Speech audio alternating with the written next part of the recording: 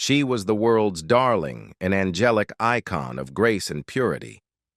But behind the Givenchy gowns lay a devastating pattern of betrayal and shattered dreams. 2 failed marriages, scandalous secret affairs, and a desperate, unfulfilled longing for motherhood defined her private world. Before finding her true soulmate, Audrey Hepburn's heart was shattered so many times, it's a miracle she could still love. This is the tragic, untold struggle for affection behind Hollywood's most perfect face. To understand the woman behind the fawn-like gaze, we have to go back to 1952, a year that should have been the happiest of her life. Audrey was in the middle of filming Roman Holiday, the movie that would eventually make her a household name. But her heart was miles away in London. She was engaged to James Hanson, a wealthy British businessman and future lord. On the surface, it was the perfect match for a budding starlet. She had even been fitted for a custom ivory satin gown with a delicate boat neck, designed by the legendary Zoe Fontana. The world expected a fairy tale wedding, but Audrey felt a cold, creeping doubt that no silk or lace could mask. She was a woman who craved stability because her own childhood had been torn apart by the horrors of war and a father who had abandoned her. She wanted a home, a husband, and a flock of children. But as the cameras rolled in Rome, she realized that marrying Hanson meant a life of high society appearances and domestic isolation that didn't align with the professional fire burning inside her. In a move that shocked her social circle, she called the wedding off, leaving the beautiful gown behind. It was her first real taste of the difficult choice between the life she thought she wanted and the destiny Hollywood had in store for her. By 1954, the industry had officially branded her the anti-Marilyn.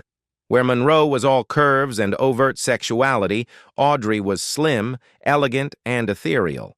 This image of purity made her a magnet for powerful men who wanted to protect her, but it also masked a woman who was deeply, almost dangerously, romantic. At a party for the London opening of Roman Holiday, she met Mel Ferrer.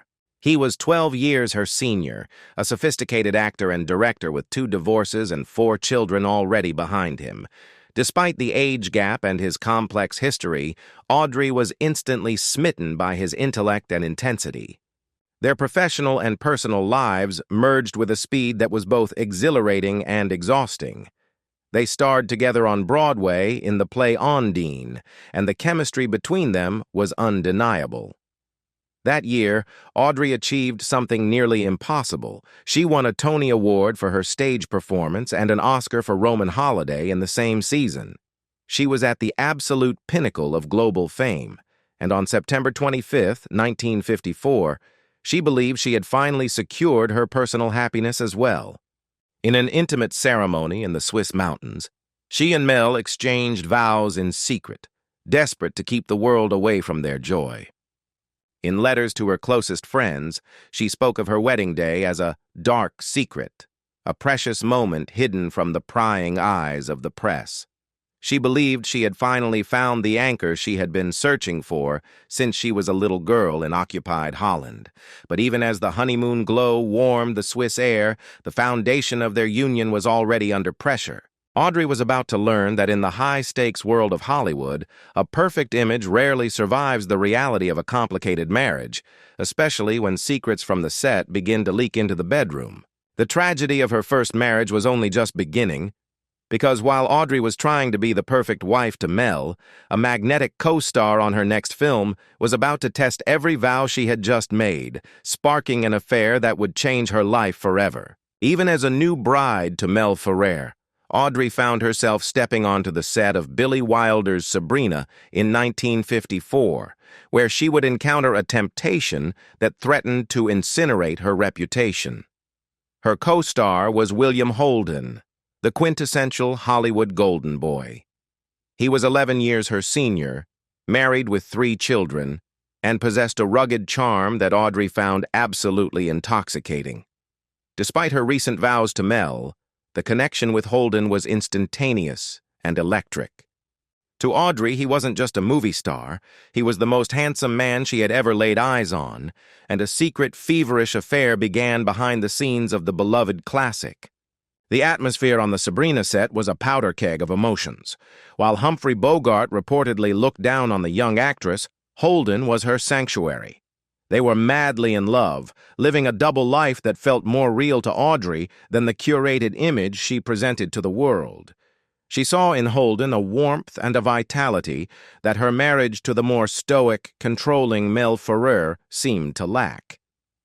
For a brief window in time, Audrey believed she might leave it all behind, the awards, the new marriage, the expectations, to build a future with the man who made her feel truly seen. However, the dream of a life with Holden was built on a foundation of sand. Audrey's deepest, most primal desire was to become a mother. For her, love was incomplete without the creation of a family. During the height of their passion, she spoke to Holden about their future children, only to be met with a devastating revelation. Holden confessed that he had undergone a vasectomy years prior. The news was a physical blow to Audrey. In that moment, the romantic fantasy shattered. She realized that no matter how much she loved him, he could never give her the one thing her soul craved most. The breakup was as swift as the romance had been intense. Audrey chose her dream of motherhood over her passion for Holden, ending the affair in the summer of 1954. But the ghost of what they had shared would linger for decades. Years later, when they reunited to film Paris When It Sizzles, Holden arrived in France feeling like a condemned man walking the last mile, terrified of facing the woman he had lost and the drinking habit he had used to numb the pain of her absence.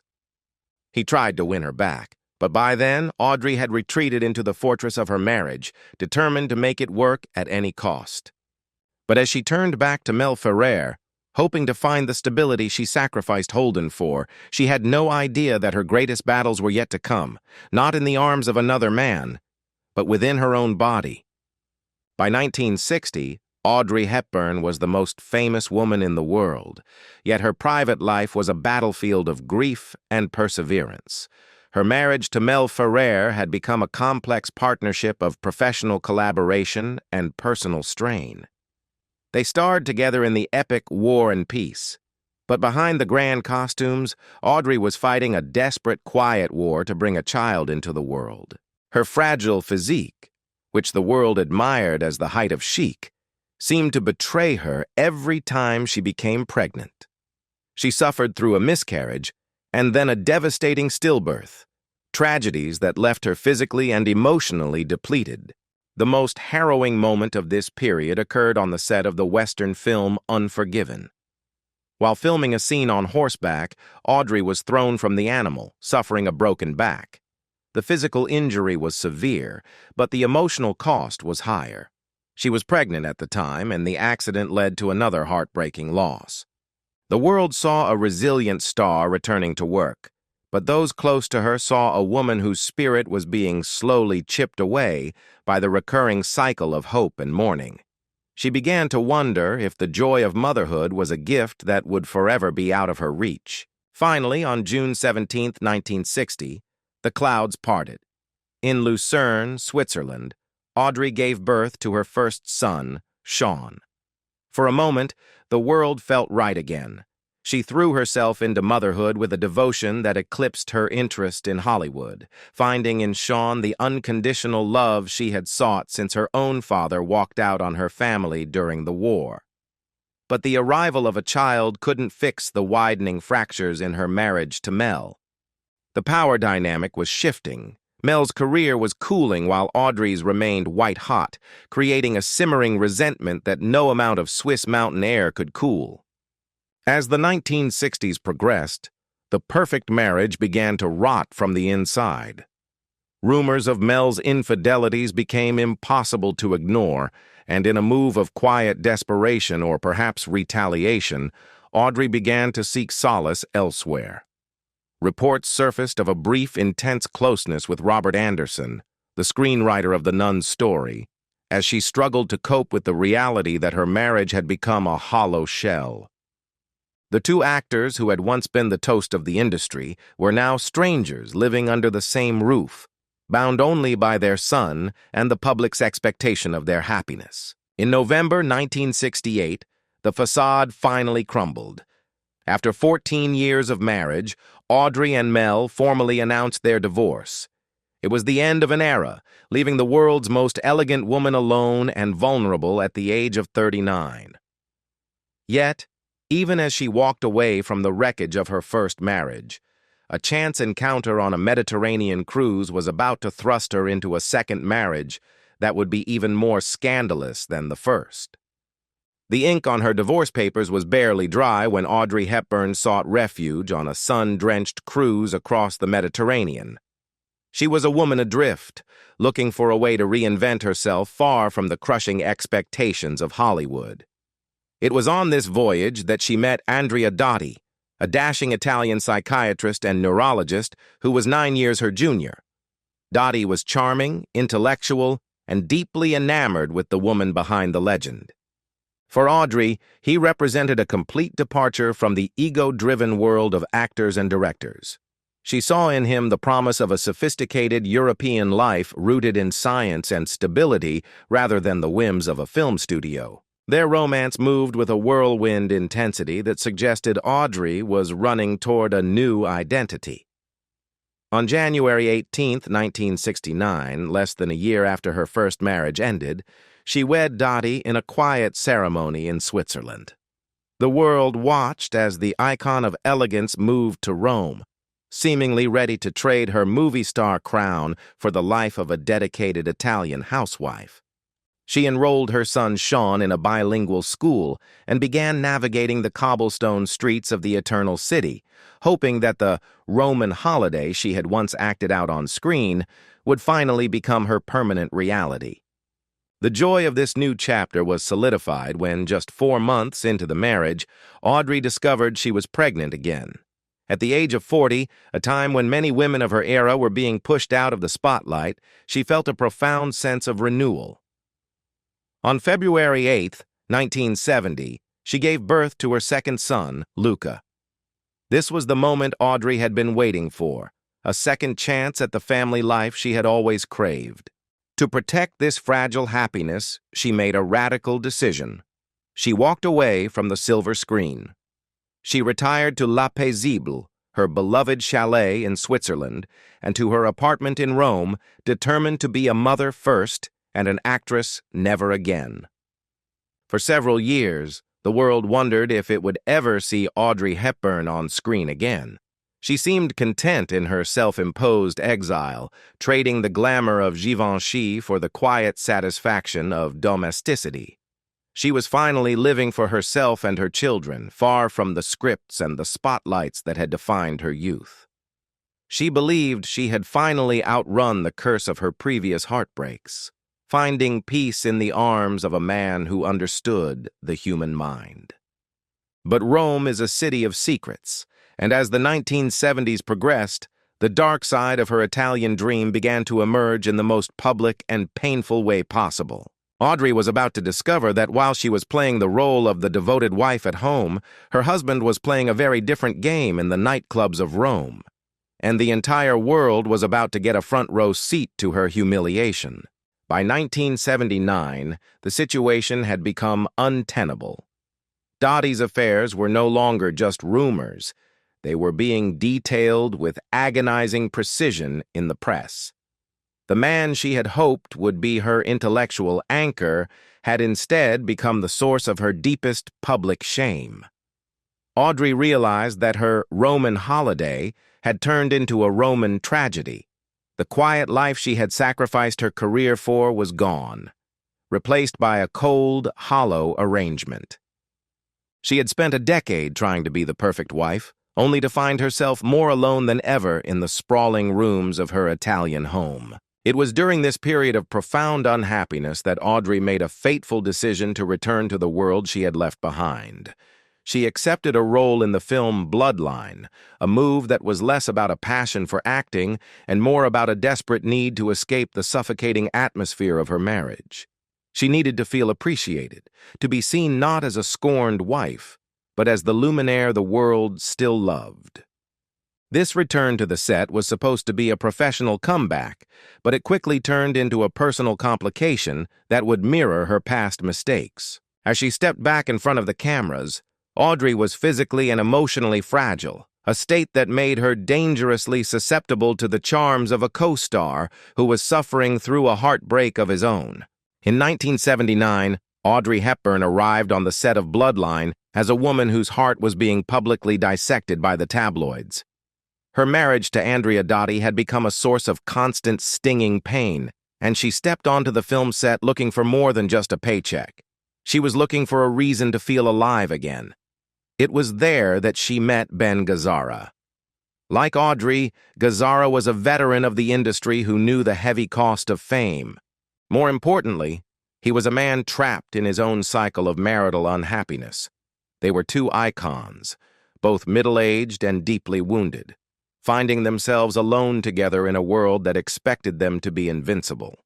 The connection between Audrey and Ben was born out of a shared, quiet desperation.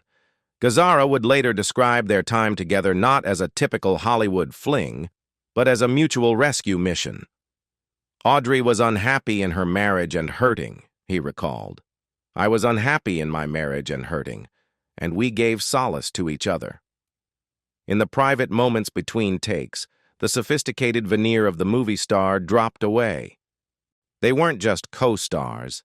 They were two people who spoke the same language of grief and loneliness. For a few months, Audrey found the comfort she had been denied in Rome, a temporary shelter from the storm of her husband's public betrayals. However, as the production of Bloodline came to a close, reality set back in. Audrey, ever the woman of duty and tradition, wasn't ready to blow her world apart just yet. She and Gazzara ended their affair and returned to their respective unhappy homes. It was a bittersweet conclusion that mirrored the tragic themes of the movie she had spent her life making. She had found love again, but it was a love with no future, a brief candle flickering in the dark before being snuffed out by the cold winds of responsibility. She returned to Rome, but the woman who came back was different. She knew now that she could no longer survive in a marriage that offered her nothing but shame. By 1981, she worked with Gazzara once more on the film They All Laughed. But the dynamic had shifted. The desperate need for a temporary escape had faded, because in the intervening year, something extraordinary had happened. Audrey had stopped looking for a hero to save her and had instead stumbled upon a man who simply wanted to walk beside her. She was finally ready to stop being the victim of her own romantic idealism and start building a life based on something far more durable than passion or prestige. The cycle of heartbreak that had defined her for 3 decades was about to be broken by a man who shared her heritage, her language, and her scars. Audrey was finally standing at the threshold of the peace she had chased across 2 continents and 2 marriages. In 1980, at the age of 51, Audrey Hepburn attended a dinner party that would change the trajectory of her final decade. It was there she was introduced to Robert Wolders, a Dutch businessman and actor who had recently been widowed. From the moment they spoke, the connection was different from anything she had experienced with the volatile Mel Ferrer or the wandering Andrea Dotti. Robert was Dutch, just like Audrey. They shared a cultural shorthand, a mutual understanding of the silence and the stoicism that defined their people. He wasn't intimidated by her legend, nor was he looking to control her career. He was a man who had known deep love and profound loss, and he saw in Audrey the same yearning for a quiet, meaningful life. Their relationship didn't start with the explosive drama of her youth. Instead, it grew with the steady, warming glow of a sunset. "We were ready for each other," Wolders would later say. They were 2 mature adults who had already made their mistakes and learned their lessons. For the first time in her life, Audrey didn't feel the need to marry to prove her commitment. Despite her 2 previous weddings, she and Robert chose to remain partners without a legal document. She realized that 13 years of shared trust and companionship were worth more than any ivory satin gown or mountaintop ceremony. In Robert, Audrey finally found the stability that had eluded her since her father walked out on her as a child. He moved into La Paisible with her, and together they created a sanctuary of normalcy. They spent their days gardening, walking their dogs, and enjoying the simple rhythms of Swiss village life. The man who had survived the loss of his wife and the woman who had survived the wreckage of 2 marriages found a harmony that was almost revolutionary in its simplicity. Robert didn't just love Audrey the icon, he loved Audrey the mother, the friend, and the woman who liked to eat chocolate and pasta in her pajamas. This newfound personal peace gave Audrey the strength to embark on the most important work of her life. With Robert by her side as her constant companion and travel partner, she accepted the role of a UNICEF Goodwill Ambassador. She no longer needed the validation of a film set. She was fueled by a deeper purpose. Robert accompanied her to the most desolate corners of the globe, from Ethiopia to Somalia, supporting her as she used her fame to advocate for the world's most vulnerable children. He was the anchor that allowed her to fly, the silent strength behind the frail woman who was becoming the world's conscience. But just as Audrey had finally achieved the perfect balance of love and purpose, a shadow began to fall over her paradise. The woman who had given so much of her heart to the world was about to face a final, cruel twist of fate that would test her and Robert in ways they never could have imagined. Audrey Hepburn passed away on January 20th, 1993, at the age of 63. The world mourned the loss of a style icon, but those who knew her mourned the loss of a woman who had finally achieved a state of internal peace. Her journey had been a long, often painful trek through Hollywood affairs, public betrayals, and the private agony of miscarriages. But in the end, she didn't die a victim of heartbreak. She died as a woman who had successfully navigated the complexities of love to find a partnership that required no vows, only presence. She proved that while destiny may be a surprise, the heart knows when it has finally found its way home. In her final years, Audrey had often said that the best thing to hold on to in life is each other. She lived that truth until her very last breath, leaving behind a legacy that suggests that no matter how many times a heart is broken, it remains capable of a love that is pure, selfless, and lasting. The curtain fell on Audrey's life decades ago, but the ripples of her journey continue to touch the world. Her sons, Sean Hepburn Ferrer and Luca Dotti, have dedicated much of their lives to preserving her humanitarian legacy through the Audrey Hepburn Children's Fund, ensuring that their mother's work for the world's most vulnerable children never truly ends. Robert Wolders, the man who finally gave her the stability she craved, passed away in 2018, having never remarried. He spent his remaining years honoring the 13 years of perfect harmony they shared, often remarking that Audrey was proof that a soulmate arrives exactly when we are ready to receive them.